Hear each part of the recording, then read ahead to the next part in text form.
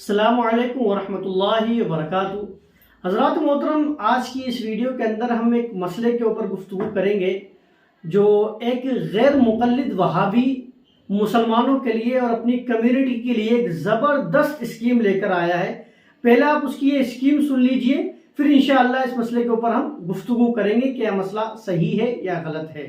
Office میں نماز پڑھنے کے واسطے بہت بڑی تکلیف، کیا جاؤ تمہیں واش بیسن میں پاؤں دھونا، جگہ کچی ہوتی ہے، تمہارے پاؤں کچے ہوتی ہے۔ اسلام میں بہت زبردست اس کا سولوشن ہے۔ کیا ساکس پہنو، پاؤں کا مسا ہو سکتا ہے، پاؤں پانی لو، تر کرو، یتا تمہیں کر لی تو تمہارا وضو ہو جاتا ہے۔ بٹ اس کے 4 میجر کنڈیشن تھی۔ پہلا کنڈیشن کیا، تمہیں باوضو ساکس پہننا ہے۔ اوکے، جیسے ہی تمہیں باوضو ہو گئے، تمہیں ساکس پہن گئے، 24 آورس کی تمہارے پاس ویلڈیٹی رہتی ہے۔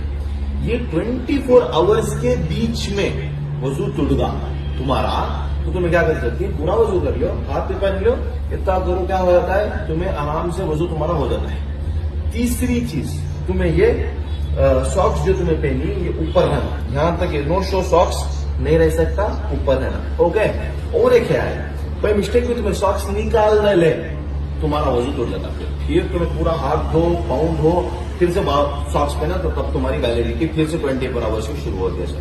اس کے لاسٹ میں اور تھوڑے چیزیں ہیں، کیا ٹرانسپیرنٹ ساکس نہیں پہن سکتے تمہیں کسی حالت سے، اور ساکس ہمیں بڑے بڑے پیچز نہیں سکتے، چینا آتی نا، بڑے بڑے پھٹا ہوا نہیں کر سکتے۔ اتنا سمپل اسٹیپ ہے، فالو کرو اور نماز آفیسز میں نہ چھوڑو۔ السلام علیکم۔ تو حضرات محترم، جیسے کہ آپ نے یہ زبردست اسکیم سنی جو ان بھائی صاحب نے بتائی، اور ان کے اوپر یہ بات کہہ لی جائے تو یہ غلط نہیں ہوگا کہ یہ مفت کے مفتی ہے، جو چاہے فتویٰ پوچھ لو، ہر فتویٰ بتا دیں گے مگر شریعت کے علاوہ۔ ان سے آپ کچھ بھی سوال کریں گے آپ کو جواب دے دیں گے مگر شریعت کے علاوہ، شریعت کی روشنی کے اندر یہ آپ کو مسئلہ نہیں بتا سکتے ہیں۔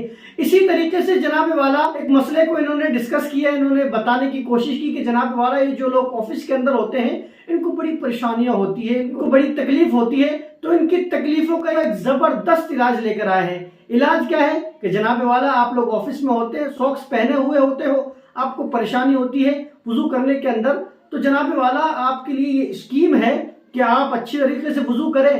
جب پیر دھونے کی باری آئے تو جو آپ نے ساکس پہنے ہوئے ہیں انہی ساکس کے اوپر مسح کر لیجئے۔ انہوں نے یہ مسئلہ بتایا۔ اب جناب والا ان سے سوال ہوتا ہے، اب میرا ان سے سوال ہے کہ آپ مجھے بتائیے کہ آپ نے کس حدیث کے اندر پڑھا ہے کہ اس موضوع کے اوپر مسح ہو جائے گا؟ تو جناب والا یہ جو حدیث آپ کو پیش کریں گے وہ خف کی حدیث ہوگی، مطلب وہ جو چمڑے کے موزے ہوتے ہیں ان کی حدیث پیش کریں گے۔ اونی اور سوتی جو موزے ہوتے ہیں جو عام طور پر ہمارے یہاں پہنے جاتے ہیں شوز کے اندر، ان موزوں کی بات نہیں ہو رہی ہے۔ یہاں پر جو بات ہو رہی ہے وہ خف کی بات ہو رہی ہے۔ اور جہاں تک مسئلہ ہے اونی ساکس کا، موزوں کا یا سوتی کا، اس کے بارے میں یہ میرے پاس بہار شریعت ہے، اور اس کے اندر جو صفحہ ہے جناب والا 364 364، اس کے اندر مسئلہ پوچھا گیا، ہندوستان میں جو عموماً سوتی یا اونی موزے پہنے جاتے ہیں ان پر مسح جائز نہیں، ان کو اتار کر پاؤں دھونا فرض ہے، ان کو اتار کر پاؤں دھونا فرض ہے۔ یہ بہار شریعت کے اندر یہ والا مسئلہ موجود ہے۔ تو جناب والا ان صاحب نے یہ جو مسئلہ پڑھا ہے یہ کہاں پڑھا ہے، آپ ان سے پوچھیے تو یہ کہیں گے کہ جناب والا ہم نے اجتہاد کیا ہے۔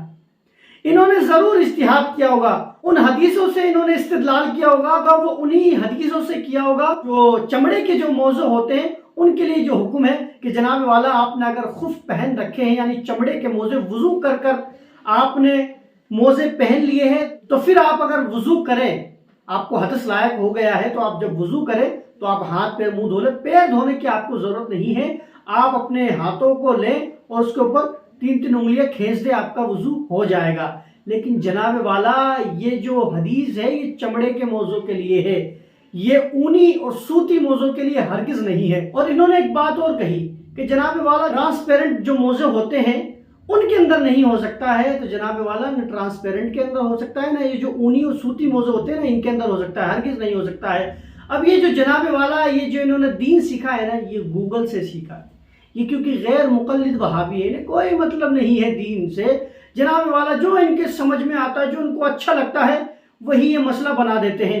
اسی لیے لوگ غیر مقلد وہابی ہو رہے ہیں. کیوں ہو رہے ہیں؟ اس کی وجہ یہی ہے کہ یہ لوگوں کو دین آسان چاہیے، ان کو سمپل چیز چاہیے. جناب والا ویسے تو تکلیف ہے ہی نہیں، کوئی تکلیف نہیں ہے دین کے اندر، لیکن جناب والا ان لوگوں نے اتنا آسان کر دیا کہ آپ خود پڑھیں خود سمجھیں. تو جب آپ خود پڑھیں گے خود سمجھیں گے تو آپ نتیجہ دیکھ لیجئے کہ جس کے اوپر جائز نہیں ہے، اگر کسی شخص نے اس کی بات سن کر ان موضوع کے اوپر مذاق کر کے نماز پڑھ لی تو جناب والا نماز ہوگی ہی نہیں، کسی حال کے اندر نہیں ہوگی.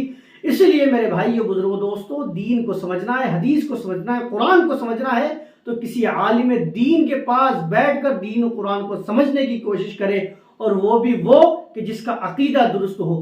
بد عقیدے کے پاس آپ بیٹھیں گے تو آپ کا بیڑا غرق ہونا ہی ہے. جیسے کہ یہ شخص بیٹھا کسی بد عقیدے عالم دین سے، انہوں نے دین سیکھا، پھر اس کے بعد یہ خود مفتی اعظم بن گئے ہیں، اور جناب والا لوگ خود تو گمراہ ہیں ہی، لوگوں کو بھی گمراہ کرتے ہوئے نظر آ رہے ہیں. اللہ تعالی ہم تمام لوگوں کو ایسے شریر لوگوں سے محفوظ عطا فرمائے. واللہ تعالی عالم. السلام علیکم ورحمۃ اللہ وبرکاتہ.